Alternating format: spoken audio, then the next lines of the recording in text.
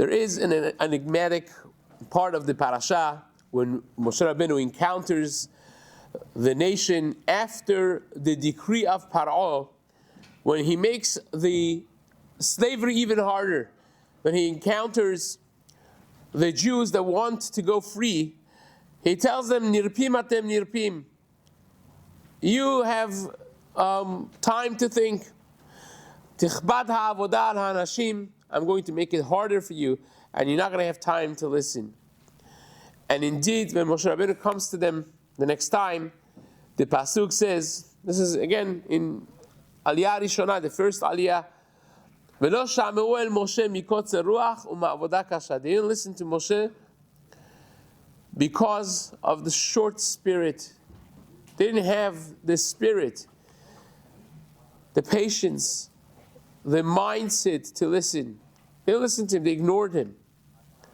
Even Moshe Rabbeinu, who they believed in, they knew he's speaking the word of Hashem, was completely, flat out ignored by him. Because that is exactly the quality of a person that wants to be saved, wants to be redeemed. Moshe Rabbeinu was a great personality. He cared.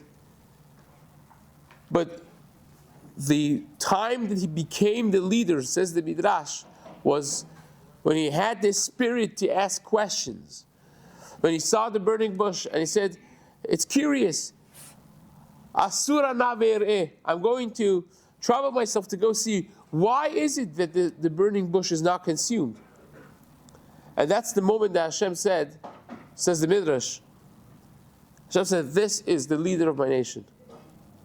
A person that cares to ask a question, a person that has the calm of mind and the balance to ask, to ponder, to not take things for granted, to not take things given, to challenge things sometimes, to be able to have that living connection with HaKadosh Baruch Hu, of living a meaningful life, of a leshem yichud, not just saying it, but that I'm living my life. Every mitzvah is alive. I'm able to ask, why am I doing this? And connect to HaKadosh Baruch Hu through it. Or when you see a wrongdoing, that everyone's just passing by, to be able to ask and to challenge. That was Moshe Rabbeinu. He saw the Mitzrim killed, the taskmasters probably killed people every year. But when Moshe Rabbeinu came out, he says, can't happen. Sees two people fighting, can't happen. But he says injustice even among the Gentiles in Midian can't happen. He challenged the status quo. A person that cared genuinely, but the care wasn't just in vacuum. It came with the ability to think, the ability to ask, the ability to challenge, and through that, the ability to connect directly with HaKadosh Baruch Hu in a meaningful way.